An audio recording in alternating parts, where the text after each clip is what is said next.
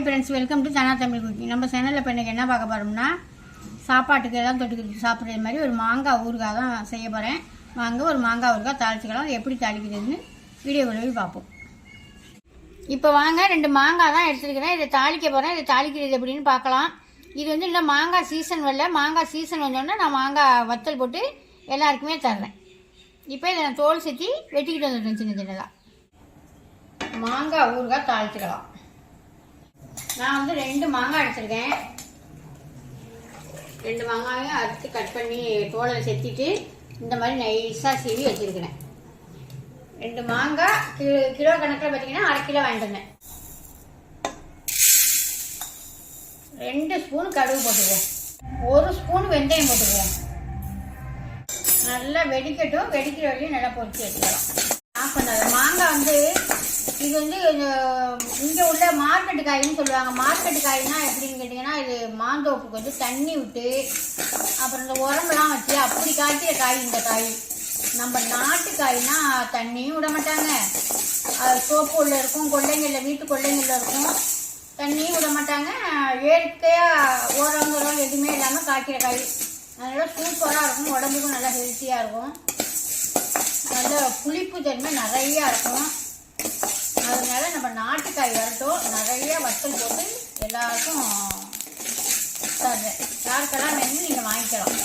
வருஷ கணக்கில் 1 வருஷம் இல்லை 2 வருஷம்ல வச்சுக்கிட்டு சாப்பிடலாம். இந்த மாதிரி நல்லாவே பொரிச்சு அடுப்பை நல்லா சிம்மில் வச்சுக்கலாம்.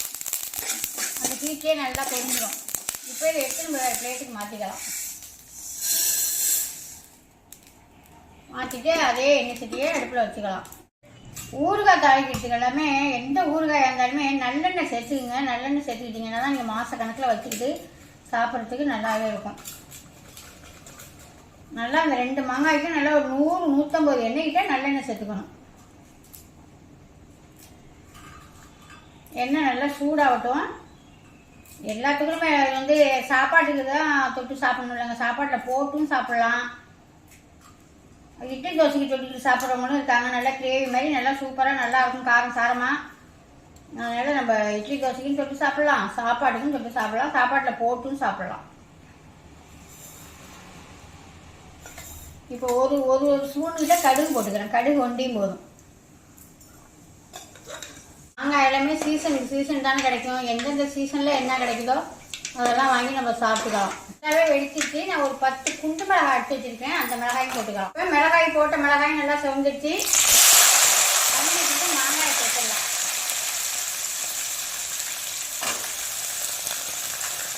எண்ணெயிலேயே வதக்குவாங்க. கல்யாண கருவேப்பிலாம் நம்ம நிறையா சாப்பிட்ருப்போம். கல்யாண கருவேப்பிலாம் இந்த மாதிரி தான் செய்வாங்க. ஊறுகாய் கெட்டே போகாது. ஆனால் எண்ணெயில் மட்டும் நல்லா வதக்கணும். மாங்காய் இருந்தால் 2 சாப்பாடு எந்த சாப்பாடாக இருந்தாலும் கூட சாப்பிடலாம். இப்போ நல்லா எண்ணெயிலே நல்லா வதங்கட்டும். நான் வதங்க விட்டு காமிக்கிறேன் உங்களுக்கு. இப்படி குழஞ்சி போயிட்டு பாருங்க. இப்போ நம்ம என்னென்ன சாமான் சேர்க்கணுமோ சேர்த்துக்கலாம். கொஞ்சமாக மஞ்சத்தூள்,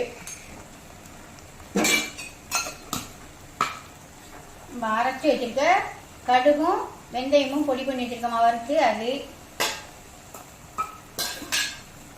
தேவையான தனி மிளகாத்தூள்,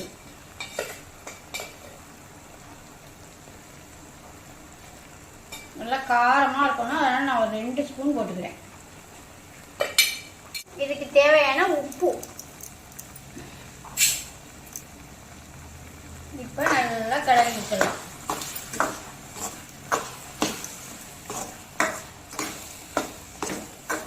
நல்லா வெந்தயம் வாசம், கடுகு வாசம் சூப்பராக இருக்கும். ஒரு கண்ணாடி பாட்டில் எடுத்து வச்சுக்கிட்டிங்கன்னா 2 மாதம் 3 மாதம் வரையும் வச்சுக்கலாம். நீங்கள் ஒரு 10-15 நாளைக்கு வச்சுக்கிறதுனா வெளியிலே வச்சுக்கலாம், சாப்பிட்டுக்கலாம்.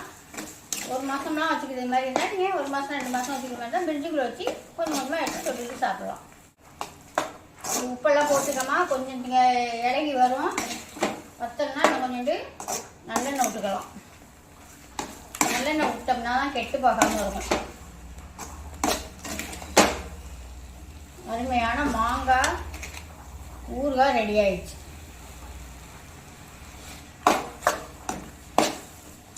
இறக்கையில் காட்டணும். சத்த வதக்கிட்டு இறக்கையில் காட்டணும். பச்சை வாழை போகிற அளவுக்கு மிளகாய் தூளெல்லாம் பச்சை வாழை போடுற அளவுக்கு நல்லா வதக்கி விட்டுடலாம்.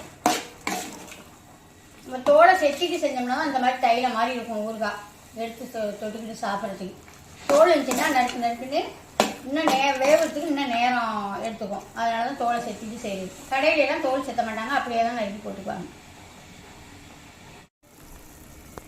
எப்படி எண்ணெய் பிரிஞ்சு வருது பாருங்க. இந்த மாதிரி சிம்மில் வச்சு ஒரு பிளேட்டை போட்டு மூடிட்டிங்கன்னா இந்த மாதிரி நல்லா எண்ணெய் நம்ம ஊற்றின எண்ணெயெல்லாம் கக்கி வரும். கக்கி வரையில் நம்ம அடுப்பு ஆஃப் பண்ணிட்டு இறக்கி வச்சுக்கலாம். இறக்கி வச்சு ஆற விட்டு கண்ணாடி பாட்டிலில் போட்டு வச்சுக்கிட்டோம்னா நம்ம வேணுங்கிறப்ப எடுத்து கொஞ்சம் கொஞ்சம் தொட்டுக்கிட்டு சாப்பிடலாம். சூப்பராக ரெடி ஆகிடுச்சு மாங்காய் ஊறுகாய். இதே மாதிரி நீங்கள் ஒரு வாட்டி ட்ரை பண்ணி பார்த்துட்டு எப்படி இருந்துச்சுன்னு கமெண்ட்டில் சொல்லுங்கள். இந்த வீடியோ உங்களுக்கு பிடிச்சிருந்தா ஒரு லைக் பண்ணுங்கள், ஃப்ரெண்டுக்கெல்லாம் ஷேர் பண்ணுங்கள், மறந்துடாமல் ஒரு சர்ப்ரைஸ் பண்ணிவிட்டு வீடியோ பாருங்கள். பாய்.